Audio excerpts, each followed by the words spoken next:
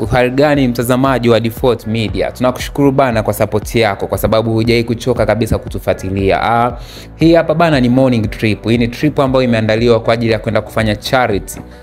Kufanya charity kwa watoto wenye uhitaji maalum katika kituo cha Lockridge Orphanage Center ambacho kipo maeneo ya Mkundi katika mji wa Morogoro. Na trip hii imeandaliwa na wanafunzi wa mwaka wa 3 wa Kokacha chini ya uongozi wao mzuri wa Mr. Sierra pamoja na Mr. Social, Madam Social pamoja na Madam Sierra, ambao wameweza kufanya arrangement ya tukio zima bana. Wakakusanya michango ya hali na mali na wanadarasa wakajitoa bana, wakasema na sisi turudishe katika jamii, tu share love na watoto wale ambao wamepata changamoto, wazazi wao hawapo duniani, wanahitaji ukaribu wetu, wanahitaji tuwafariji, wanahitaji tuwatie moyo, na sisi tukaamua kufanya tukio zuri kama hili. Kwa hiyo hapa tupo kwenye trip tukiwa tunaelekea moja kwa moja kwenye kituo cha Lockridge Orphanage Center ambacho kipo maeneo ya Mkundi. Kwa hiyo endelea kutufuatilia, matukio yote muhimu utayapata kupitia Default Media.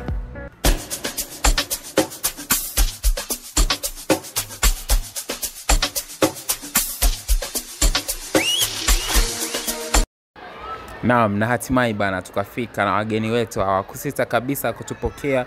Walitupokea kwa ukubwa na ukaribisho wa dhati kabisa, na sisi tukasema bana ndio. Kwa ambao hawanifahamu,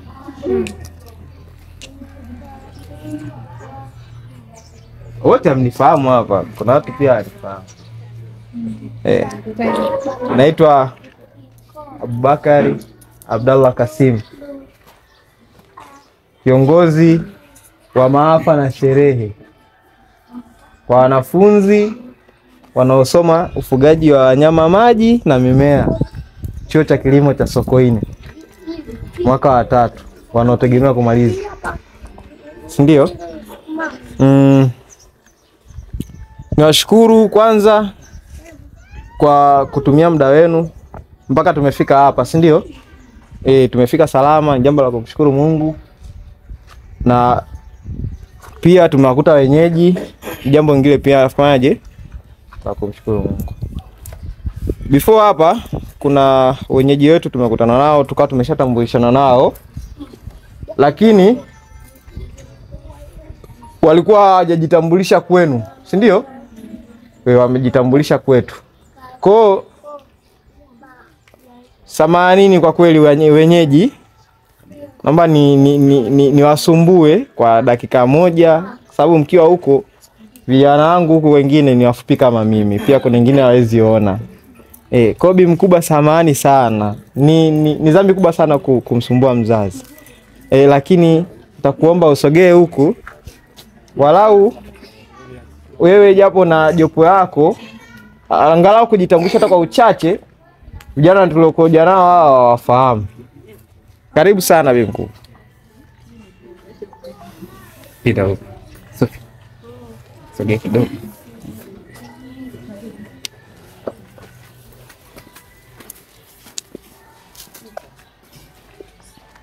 Habari za leo jamani. Salama, shalom. Karibuni. Asante. Tumefurahi kuwaona. Mungu awabariki sana, karibuni sana. Asante sana. Mimi naitwa Rehema Godfrey Mkumbo, ni mama mlezi wa hawa watoto. Karibuni sana. Asante. Dada, habari za wakati huu? Kwa majina naitwa Onjeni Longo. Tunashirikiana na mama kwenye ulezi wa watoto. Karibuni sana Lockridge, jisikieni mpo nyumbani. Na watoto hao wanafurahi sana uwepo wenu. Tuna watoto jumla ya watoto 14 waliopo hapa. Kuna wawili wapo wametoka kidogo, tumewatuma, ni wakubwa. Waliopo hapa jumla yake 14. Karibuni sana, wanahitaji faraja sana. Hata ukiwa umekaa unaongea naye hata mtoto mmoja itapendeza zaidi. Tunashukuru sana. Karibuni sana kwa wakati mwingine. Mungu awabariki. Ni sadaka. Naamini ni sadaka. Mungu pale mlipopunguza, Mungu awajazie zaidi. Amina. Mungu awabariki sana. Mwisho wa siku kafika ule muda ambao kila mtu akajipatia baby wake, watu wenyewe wakaenjoy na vitu kama hivyo. Lakini all in all ilikuwa ni siku ya kuwapatia tabasamu na wenyewe waweze kufurahi, waweze kuenjoy, waweze kufurahia maisha, wajione na wenyewe kama ni watu wana watu bana, wanaishi katikati ya watu, na ndivyo inavyotakiwa kuweza kutembeleana kwa pale ambapo mmoja wetu anakuwa amekwama au anapitia changamoto mbalimbali. Basi sisi kama wanajamii tuna jukumu moja kabisa la kuhakikisha kwamba tunampa tabasamu na kumfanya ajisikie mtu kati ya watu, licha kwamba watu wake wa karibu, ndugu jamaa, unakuwa amewapoteza au hayupo nao au anapitia changamoto ambayo kwa namna moja ama nyingine inaweza kumkatisha tamaa, kitu ambacho na sisi tulifanya, na shughuli za usafi zikafanyika, watu wakafua nguo, wakafua mashuka, wakafagia uwanja pia. Vitu kama hivyo ndio vitu ambavyo vinatakikana kwenye jamii, tuweze kusaidiana namna kama hiyo, kwa sababu mwisho wa siku inakuwa ni sadaka, na mna sadaka kubwa wanavyosema wajuzi wa mambo, kama sadaka ya kujitoa muda wako kwa ajili ya wengine. Ni sadaka nzuri sana. Kwa unapopata muda wako mzuri, tenga kwa ajili ya kuwatembelea ndugu waliopata changamoto za hapa na pale, sio tu watoto yatima, bali hata wale ambao wanakuwa wanapitia changamoto mbalimbali, wafungwa ambao wapo magerezani. Unatenga muda wako, unaweza kuwatembelea kama tulivyofanya hapa, na ili ni tukio endelevu na iwe ni chachu kwa kuendelea kutembeleana na watu wengine. Siishie tu katika kituo hiki cha Low Courage Orphanage Center, mwisho wa siku tena tuweze kufanya sehemu nyingine. Kwa shughuli za usafi ziliendelea na vitu kama hivyo, watu walifanya usafi na wakajitoa. All in all bana, shout sana kwa Akukacha mwaka wa 3, mlifanya kitu poa sana. Baada ya hapo bana, tukapiga story na watoto. Hebu wasipona watoto hapa bana, tuna enjoy, tunapiga story. Wewe unaitwa nani? Joeli, unasoma wapi? Baptist. Unataka kuwa nani baada ya hapa? Mwanajeshi wa jeshi hapa. Wewe unaitwa nani? Mikaeli, unasoma wapi? Wapi? Ubuyu. Unataka kuwa nani wewe? Mwanajeshi. Tumepata wanajeshi wawili. Wewe unaitwa nani? Farida, unataka kuwa nani? Mwanasheria. Hapa tuna wanajeshi wawili na mwanasheria mmoja. Shalsa, njoo hapa. Wewe unataka kuwa nani? Njoo. Wewe unaitwa nani? Honorina. Nani? Honorina. Unasoma wapi? Mzambaruni. Wewe unataka kuwa nani? Mwalimu. Unataka kufundisha watu, si ndio? Mwalimu mzuri sana utakuwa. Njoo na wewe. Wewe unaitwa nani? Niko. Mdogo wangu naye anaitwa Niko. Mzuri kabisa. Wewe unasoma wapi? Ubuyu. Darasa la ngapi? La kwanza. Unataka ukisoma uwe nani? Polisi. Hapa tumepata wanajeshi wawili, tumepata polisi, tumepata na mwalimu. Cheupe. Mambo. Unaitwa nani? Melissa. Unasoma wapi? Unasoma wapi? Sua primary. Darasa la ngapi? La pili. Unataka ukiwa mkubwa uwe nani? Daktari. Unataka kutibu watu? Unapenda kutibu? Unataka kuchoma watu sindano? Unaenjoy Sawa Melissa. Mwingine aje hapa tupige story. Nani ambaye bado? Njoo wewe tupige story nyingi. Njoo. Mtoto mzuri kabisa. Wewe unaitwa nani? Mmoja anaitwa Grace, unasoma wapi? Mimi la 7. Maliza 7. Umeshamaliza? Uko wapi sasa hivi? Sasa uko nyumbani. Uko nyumbani? Shule vipi sasa? Shule. Tunaanza lini? Form 1? Au kuna mpango? Utaanza lini? Sijajua. Sijajua. Umeshamaliza mtihani? Umehitimu mwaka gani? Umehitimu mwaka gani? 2021. Mpaka sasa hivi. Kwa nini hatujaenda shule? Hela nyumbani tu. Ikosekana. Hela imekosa nyumbani. Una baba? Una mama? Wewe unaishi hapa? Unakaa hapa? Kwa ikitokea labda ikatokea mtu anafadhili uweze kuendelea na masomo, utaendelea?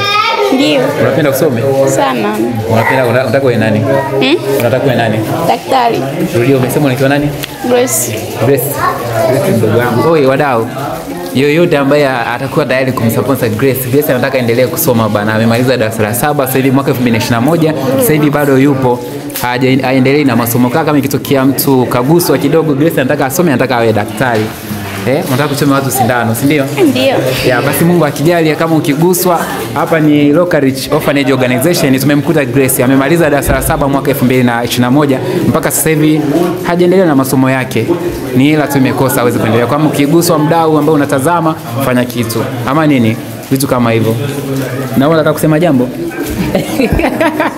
Wewe ndio umesema unataka kuwa nani? Polisi? Mwanasheria tumepata mwanasheria hapa. Njoo. Nani ajaje mwingine?